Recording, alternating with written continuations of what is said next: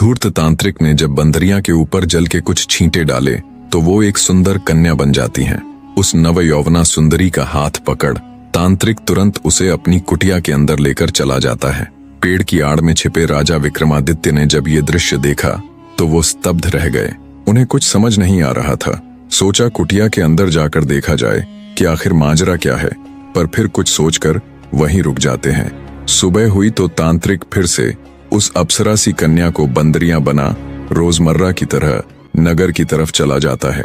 तांत्रिक के जाते ही विक्रमादित्य उस तांत्रिक की कुटिया के पास गए और वहां रखे दाएं कलश से पानी ले कुछ छींटे उस बंदरियां पर डाले तो वो तुरंत एक सुंदर कन्या बन गई। राजा विक्रमादित्य ने उससे पूछा कि ये सारा माजरा क्या है, क्यों वो तांत्रिक तुम्हारे साथ ऐसा कर रहा है। राजा विक्रमादित्य की बात सुन उस अप्सरा ने अपनी हकीकत बयां की। हे वीर, मैं स्वर्ग निवासी कामदेव और पुष्पवती की संतान हूँ।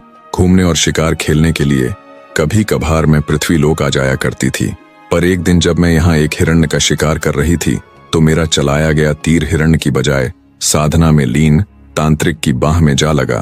तब गुस्साए तांत्रिक ने मुझे श्राप दिया कि तुम आजीवन मेरी सेवा करोगी, यही तुम्हारी सजा है। बस महाराज, तभी से ये सब चला आ रहा है। दिन में मुझे वो बंदरियां बना देता है और रात में मुझे मेरे वास्तविक रूप में बदल देता है और मेरे साथ अपनी मनमानी करता है।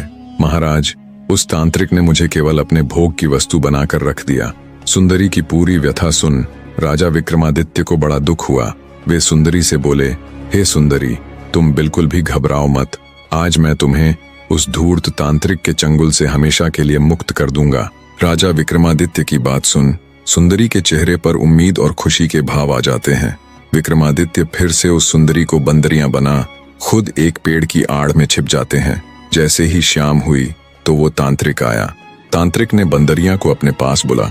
जैसे ही उस पर जल छिड़का वैसे ही फुर्ती के साथ राजा विक्रमादित्य ने बाईं तरफ रखे घड़े में से जल की कुछ बूंदें उस तांत्रिक के ऊपर फेंक दी। इधर बंदरियां यानी देवलोक की सुंदरी अपने वास्तविक रूप में आ गई और उधर वो धूर्त तांत्रिक बंदर बन गया। बंदर बने तांत्रिक ने खूब उछल कूद की, पर अब क्या होने वाला था। राजा विक्रमादित्य ने तुरंत अपने वीर को याद किया। विक्रमादित्य के स्मरण करते ही तुरंत उनका वीर हाजिर हो गया। राजा विक्रमादित्य ने उसे हुक्म दिया कि तुम इस सुंदरी को देवलोक छोड़ आओ, और उस उछल कूद करते तांत्रिक को देख बोले, यही तुम्हारे कर्मों का फल है। उन्होंने उस जादुई पानी के दोनों घड़ों को साथ लिया और उज्जैन नगरी की तरफ चल पड़े।